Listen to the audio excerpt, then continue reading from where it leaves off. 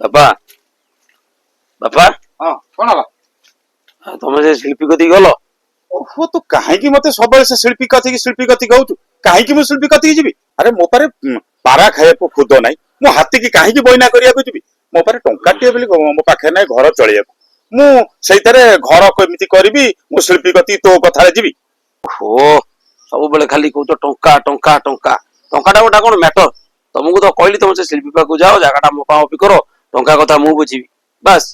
କଣ କହିଲୁ? ଟଙ୍କା ତୁ ଦବୁ? ଠିକ ଅଛି, ମୁଁ ଆଜି ଶିଳ୍ପୀ କତିକି ଯିବି, ଶିଳ୍ପୀ ଡାକି ଆଣି ଜାଗାଟା ମପାମପି କରିବି। କେତେ ଟଙ୍କାଟା ଅଛି ମତେ ଦେଖା, ନହେଲେ ଟଙ୍କାଟା ମୋ ହାତକୁ ଦେ ହେଲା।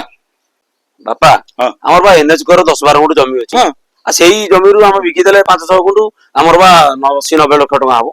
ଆଉ ସେଇଥିରୁ ଆମ ଘର କରି କରି 60-70 ଲକ୍ଷ ଗଲା ପରେ ଆଉ ଟଙ୍କା 20 ଲକ୍ଷ ବଳିବ। କଣ କହିଲୁ? ମୁଁ ସେ ଜମିରୁ ମୁଁ ଆଉ ଜମି ବିକିବି? ଆରେ ସେଇ ସେତକ ଅଛି ବୋଲି ଆମେ ପେଟୁ ଗଣ୍ଡା ଦାନା ପାଉଛେ, ସେତକ ବିକିଦେଲା ପରେ ଆମେ କଣ ବଡ ଦାଣ୍ଡରେ ଯାଇ ଠିଆ ହବୁ? ତୁ ମତେ କଣ ବୁଦ୍ଧି ଶିଖଉଛୁ? ଏଇ ଅଯୋଗ୍ୟ ହେଇ, ସେ ଜମିରୁ କେତେ ମୁଁ ବିକ୍ରି କରିସାରିଲିଣି, ସେ କଥା ତୋ ଜୀବନରେ କେବେ ତୁ ଚିନ୍ତା କରିଛୁ? ଆରେ ତୁ ପାଠ ପଢିଲୁ, ପାଠ ପଢିକି କହିଲୁ ନା କଣ ମୁଁ ଗ୍ରାଜୁଏସନ କରିବି। ସେ ଗ୍ରାଜୁଏସନ କରିବା ପାଇଁ ସେଇ ଜମିରୁ ମୁଁ ତୋ ପାଇଁ 5 ଗୁଣ୍ଠୁ ବିକ୍ରି କରିଛି। ଯେମିତି ହାରିଗୁରା କାମ କରି ତାପରେ 2 ବର୍ଷ କାର ବୁଲିଲୁ, ଚାକିରି କରିପାରିଲୁନି। କହିଲୁ ବାପା ମୁଁ ପରୀକ୍ଷା ଦେବି, ଆଉ କଣ ନା କିଳା ପତେଇ ଦବାକୁ ପଡିବ। ସେଇ ଜମିରୁ ମୁଁ ପୁଣି 5 ଗୁଣ୍ଠୁ ବିକ୍ରି କରି ତତେ ମୁଠାଏ ଟଙ୍କା ଦେଇଛି। 2 ବର୍ଷ ବିତିଗଲା, ମୁଠା ଯାକ ଟଙ୍କା କୁଆଡେ ଖର୍ଚ୍ଚ କରିଦେଲୁ। ତାପରେ ବୁଲିକି 2 ବର୍ଷ ପରେ ଯୋଉ କଥାକୁ ସେଇ କଥା, ଆଉ ଚାକିରି ଚୁଲିକି ଗଲା। ତାପରେ କଣ ହେଲା କହିଲୁ? ଏମିତି ବୁଲି ବୟସ ଅତିକ୍ରମ କରିଗଲା, ବୁଝିପାରିଲୁ? ଶେଷରେ ବାଧ୍ୟ ହୋଇ ତତେ ବାହାଘର କରିଲି, ସେଇ ଜମିରୁ 5 ଗୁଣ୍ଠୁ ବିକ୍ରି କରି ତତେ ବାହାଘର କରିଲି। ତାପରେ ବି ତତେ ନିର୍ଲଜ୍ଜ ଲଜ୍ଜା ନାହିଁ। ତାପରେ ତୁ ପୁଣି କହୁଛୁ ସେ ଜମିରୁ 5 ଗୁଣ୍ଠୁ ବିକ୍ରି କରିକି ମୁଁ ତୋ ପାଇଁ କୋଠା ଘର କରିବି। ଓହୋ, ତମେ ଯେମିତି ଟଙ୍କା ରୋଜଗାର କରି ରଖିଛ ନା, ହଁ ଯେମିତି ଯାତ୍ରା ପାର୍ଟିର ଯୋଉ ମାଲିକ ନାଣ୍ଡୁ ବାବୁ, ହଁ ତାଙ୍କର 3ଟା ପାର୍ଟିରୁ ତମେ ଯେମିତି ଗୋଟା ପାର୍ଟି କିଣି ଆଣିବ। କଣ କହିଲୁ? ବାପା ହଁ ଗୋଟା କଥା କହିଲ, ତାଙ୍କର ହଉଛି ଗୋଟା ତୁଳସୀ, ଗୋଟା ଅଶୋକ ସମ୍ରାଟ, ଆଉ ଗୋଟା ହଉଛି ପୃଥ୍ୱୀରାଜ। ହଁ କୋଉ ପାର୍ଟିଟା କିଣିବା କହିଲ? ସେଇଟା ଯଦି ବାପା କରିଦେଇଥାନ୍ତେ ନା, ତମକୁ ଆଉ ଖଟ ଉପରୁ 3 ଥର ଓହ୍ଲେଇବାକୁ ପଡିନଥାନ୍ତା। ଥରେ ଝାଡା ଯାଇଥାନ୍ତା, ଥରେ ଗାଧେଇଥାନ୍ତା, ଥରେ ଦାନ୍ତ ଘଷିଥାନ୍ତା ହେଲା। ହେଇ ତମେ ଆମ ବାପ ପୁଅଙ୍କ ଭିତରେ କଥା କହିବାକୁ ଚାଲିଗଲ କାଇଁ?